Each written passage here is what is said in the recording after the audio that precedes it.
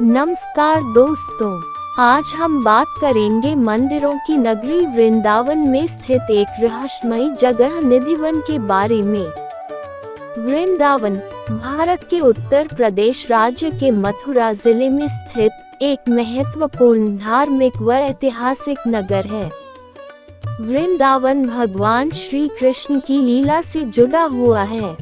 ये स्थान श्री कृष्ण की कुछ अलौकिक बाल लीलाओं का केंद्र माना जाता है। यहाँ विशाल संख्या में श्री कृष्ण और राधा रानी के मंदिर हैं। उनमें से एक है निधिवन। निधिवन, जिसे पवित्र वन भी कहा जाता है, एक प्रसिद्ध धार्मिक स्थान है जहाँ मान्यता है कि भगवान कृष्ण और राधा रात में रास लीला करते हैं। वृंदावन के निधिवन में तुलसी, पीलू, कदम जैसे पेड़ हैं। यह एक घना जंगल है जहाँ के पेड़ एक दूसरे से लिपटे हुए हैं। निधिवन के पेड़ों की छाल खोखली होती है, जमीन सूखी होती है, लेकिन पेड़ साल भर हरे पत्तों से लदे रहते हैं। सभी पेड़ जमीन की ओर झुके हुए हैं। पीलू के पौधों की शाखाएं ऊपर की ओर जाने के बजाय धरती की ओर झुकी हुई होती हैं। तुलसी के पेड़ इतने विशाल हैं कि उन्हें बिना जल स्रोत और जड़ के एक दूसरे का हाथ पकड़ नृत्य करते हुए देखा जाता है।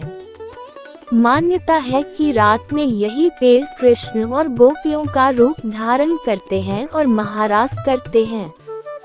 मान्यता है कि यहाँ आज भी भगवान के जगह जगह चरण चिन्ह देखने को मिलते हैं। मान्यता है कि परिसर में हर पौधा जोड़े में पाया जाता है जो चरवाहों और कृष्ण की जोड़ी को दर्शाता है।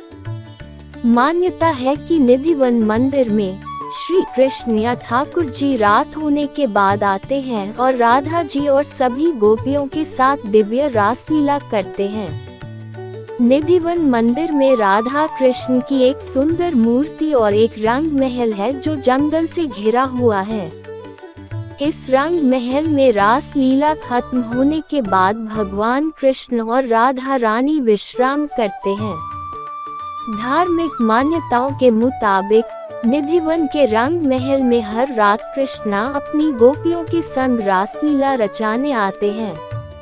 कहते हैं कि इस रासलीला को जिसने देखा चाहा उसकी दर्दनाक मौत हो गई या तो फिर वो पागल हो गया।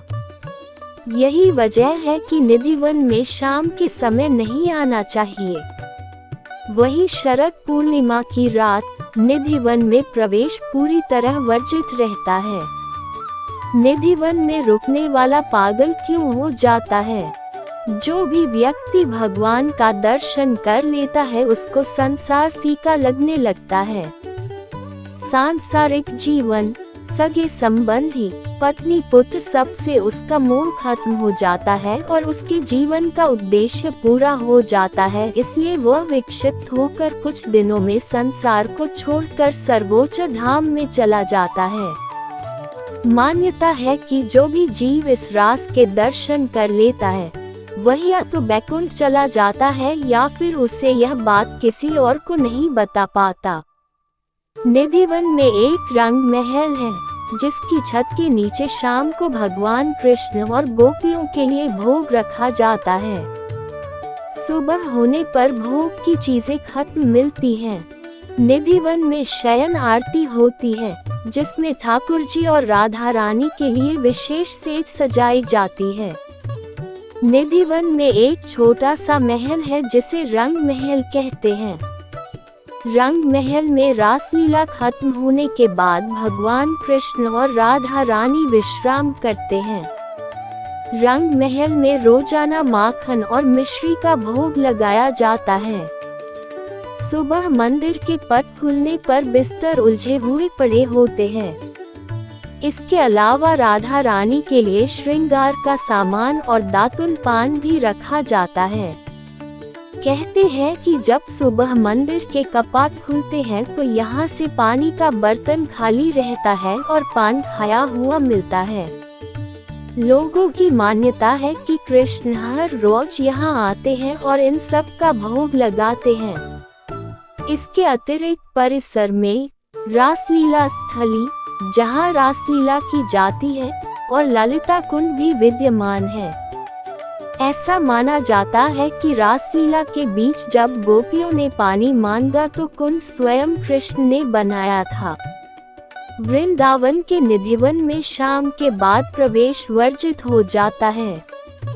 यहाँ स्थित मंदिर के कपाट भी सूरज ढलने के बाद बंद कर दिए जाते हैं। यहाँ तक कि बंदर और मोर भी सूर्यास्त के बाद निधिवन मंदिर से चले जाते हैं। निधिवन के बारे में कहा जाता है कि भगवान कृष्ण हर रात यहाँ आते हैं और यहाँ रास लीला भी करते हैं।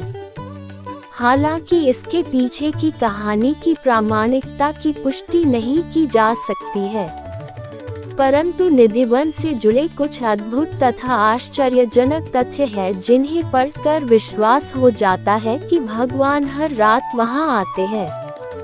तो बताइए आपको हमारी ये वीडियो कैसी लगी।